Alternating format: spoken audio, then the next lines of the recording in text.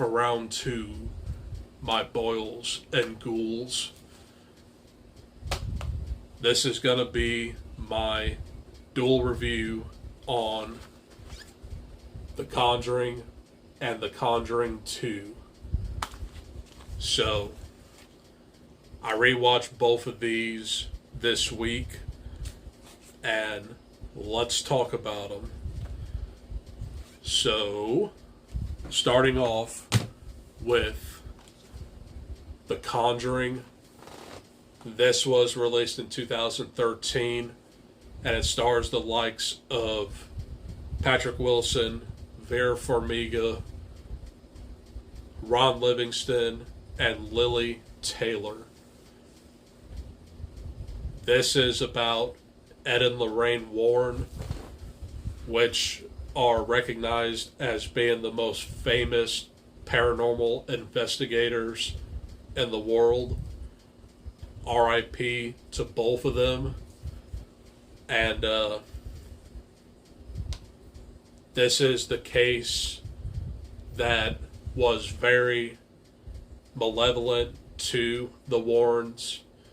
And this is the case of the Perron family. The way this movie does start off is they have like a mini case that features the Annabelle doll. And it just has like these three roommates who find this doll, and the doll is possessed by a little girl by the name of Annabelle Higgins. And it's a very, very creepy way to start this movie, because Annabelle has like a mind of her own, and they first throw her in the trash, but she gets out and she starts scribbling "Miss Me," and it's just a very creepy segment. And that's when you see Annabelle and their Museum of Paranormal Stuff. Now, the Perron investigation took place in Rhode Island in 1971, and it just has like this family, and it's a mom and dad, of course, and they have like 5 girls. So spooky stuff starts happening in the house, and I can like get into like a couple things. The clock always stops at like 3:07, which is kind of like a sign for what happened to like a certain murder there. And pictures like start falling off the walls. And there's also a very creepy part that comes up in the trailer where Lily Taylor is in the cellar, and she has like the match lit in front of her face, and you hear like this creepy sounding girl voice, and all it says is, "Hey, wanna play hide and clap?" That was one of the scariest jump scares of this movie. This movie is really, really tense when you first watch it. But I'm going to get into the negative of like these type of movies. Once you see it, you like literally know what's going to happen, so you don't have to be that scared. But these movies are really, really creepy. And yeah. So after they find out that their house is haunted, they reach out to the Warrens, and they do come and help, and they perform an exorcism on the wife who is possessed by Bathsheba, which is kind of like a witch in a way, because she took kids away and she murdered them in cold blood, and she was after like the youngest child. So Ed Warren is not a devout exorcist, but he tries to have help from the church, and they deny it for him. So he performed the exorcism himself, and it's a very tense climax to this movie. But everything comes full circle, and they're freed from the demonic entity. So if you haven't seen this, I highly recommend it. And it's definitely one of my all-time favorite haunted house movies. It's definitely one of the scariest. So I would give The Conjuring an A+. So this is probably going to be very high on my horror list. So find out where it ranks. Those are my thoughts on The Conjuring. Moving on to The Conjuring 2. And this was released 3 years later. And this takes the Warrens to London, and they encounter the Enfield poltergeist. And this movie starts off with the Amityville haunting.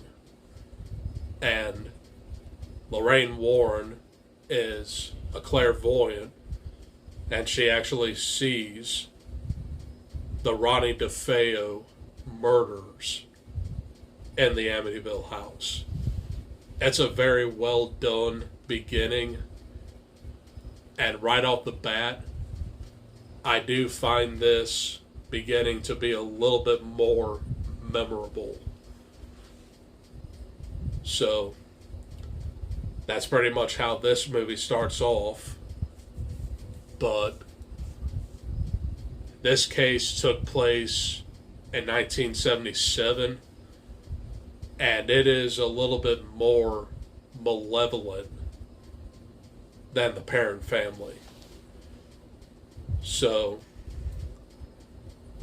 this family is haunted by like an old man who died in a chair in their house, and he like possesses the second oldest daughter. He causes her to like sleepwalk, and she like starts speaking the way he spoke. And there's a very creepy segment in here where it is actually taken from like real audio evidence, where they actually have her channel this spirit, and she like changes her voice to sound like him. So you do hear that audio excerpt in the credits, and it is very disturbing. But there's also like a very tense jump scare when she's home alone during the day and she's watching TV, and the spirit wants to also watch TV, so he changes the channel, but then the TV goes out, and then you like see him sit in that chair, and then the remote just is levitated, then it drops. Scared the frickin' bejesus out of me when I first saw it. But the Warrens do make their way to England, and they do their whole spiel, of course, and they almost come to the conclusion that she may be faking it, and there is no way that a 12-year-old girl would actually do this. And it turns out that the old man's spirit was just a pawn for Valak, which is like the nun. And Valak is the profane, the defiler, and the marquis of snakes. So we know what happened to the nun. The nun is much creepier in here, and I do believe that this entity like really sold this movie.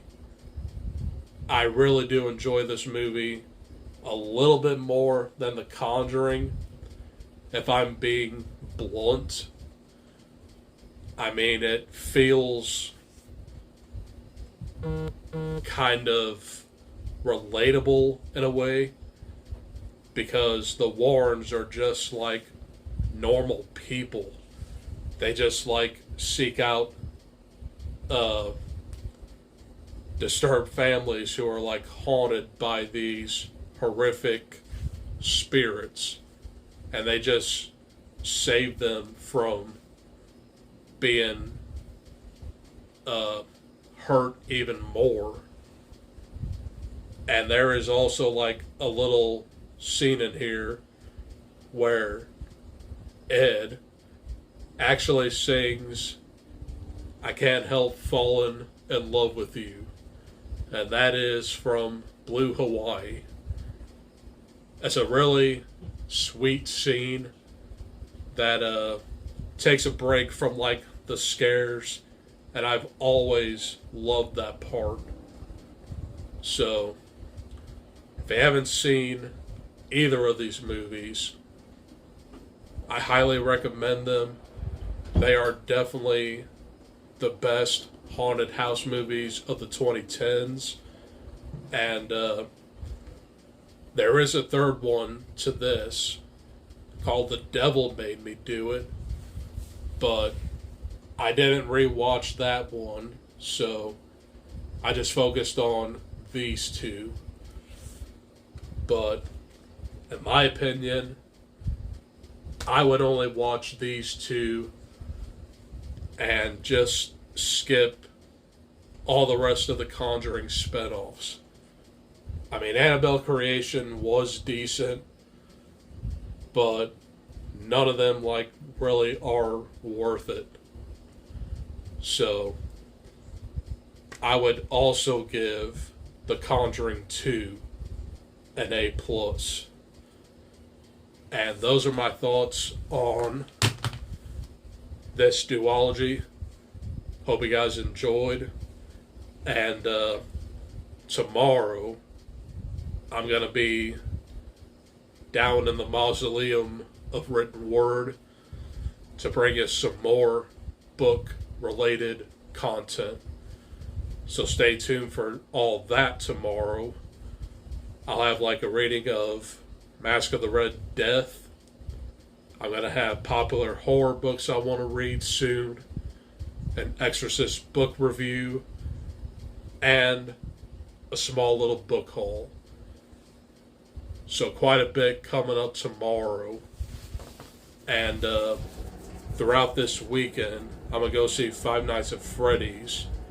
I'll probably like watch it here in the comfort of my tomb here. But I'll have that out as well. And then I'm getting closer and closer to bringing you guys my top 50 horror movies of all time. And then to wrap out the month, the movies I watched in October. So I still have quite a bit to do. I'm hoping to bring all this content out as soon as possible so I can move on to November and my special reading event, which I will make a video out of that in the beginning of November, but it's going to be called Novella November. Pretty self-explanatory, but I am going to have like a couple prompts about what books we're going to be reading, so stay tuned for that. So that's all I got for this video. Hope you guys enjoyed it, and I'll see you guys in the next one. Adios, peace, and stay spooky.